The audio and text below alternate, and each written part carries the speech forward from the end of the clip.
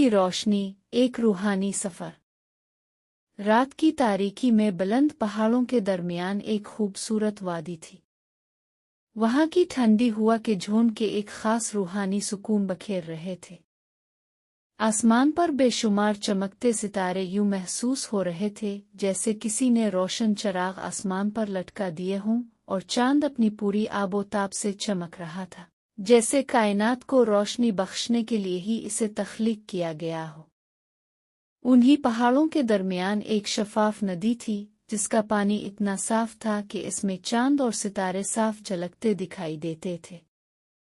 फन्नी के किनारे एक नौजवान लड़की आमना बैठी थी। इसका सफ़ेद लिबास चांदनी में इस तरह चमक रहा था जैसे आसमान के सितारे ज़मीन पर उतर आए हों। इसकी आंखों में गहरा सुकून और मोहब्बत का एक ख़ास रंग था। आमना के हाथ में कुरान था। वो आहिस्ता आहिस्ता अल्लाह के कलाम की तिलावत कर रही थी, और हर आयत के साथ उसके दिल में नूर की रोशनी उतरती जा रही थी। फिज़ा में गहरी खामोशी थी, लेकिन कहीं दूर से बहते पानी की मध्यम सी आवाज़ आ रही थी, जैसे कुदरत भी अल्लाह की तस्बीह कर रही हो। जैसे ही आमना ने ये आयत पढ़ी, अला बिज़िक्रिल्लाहि तत्मइन्नुल क़ुलूब, अर्रअद 28, खबरदार, अल्लाह के जिक्र ही से दिलों को सुकून मिलता है। इसके दिल पर एक अजब असर हुआ। ऐसा महसूस हुआ जैसे इसके अंदर रोशनी की एक नई लहर दौड़ गई हो, जैसे एक दरवाज़ा खिल गया हो जो सीधा रोशनी की तरफ जाता हो। इसकी आंखों से आंसू बहने लगे, मगर ये आंसू गम के नहीं बल्कि मोहब्बत और कुर्बत इलाही के थे। इसी लम्हे इसने कुरान की एक और आयत पढ़ी, वइज़ा सअलक इबादी अन्नी फ़इन्नी क़रीबुन उजीबु दाअवत अद्दाइ इज़ा दआन, अल-बक़र 1:8।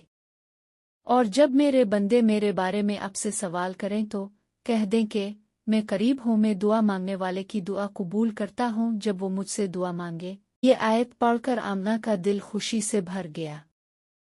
इसे एहसास हुआ कि वो कभी तन्हा नहीं थी, इसका रब हमेशा उसके करीब था, इसकी हर दुआ सुनने वाला था, इसकी हर फरियाद को कबूल करने वाला था। आमना ने अपने हाथ उठाए और दिल से दुआ की, आ अल्लाह, मुझे हमेशा तेरे नूर में रख, मुझे दुनिया के अंधेरों में भटकने न देना, मुझे कुरान की हिदायत पर चलने की तौफीक अता फरमा।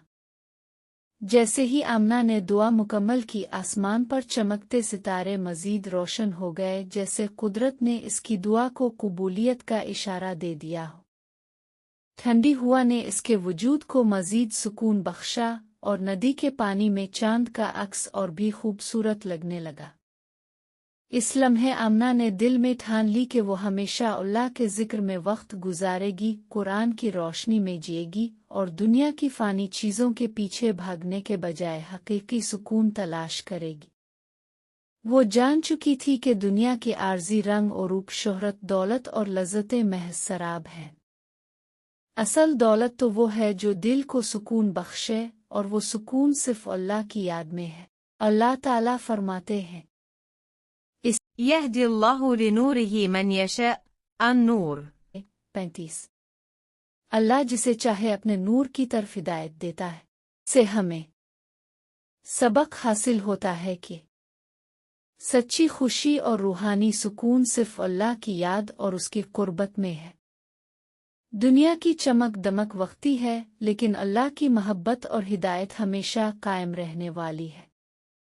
अगर हम कुरान को अपनी ज़िंदगी का हिस्सा बना लें, इस पर अमल करें और अल्लाह से हर हाल में लो लगाएं, तो न सिर्फ हमारी दुनिया संवर जाएगी बल्कि आखिरत भी रोशन हो जाएगी। जो शख्स अल्लाह के नूर को पा लेता है, वो कभी अंधेरों में नहीं भटकता।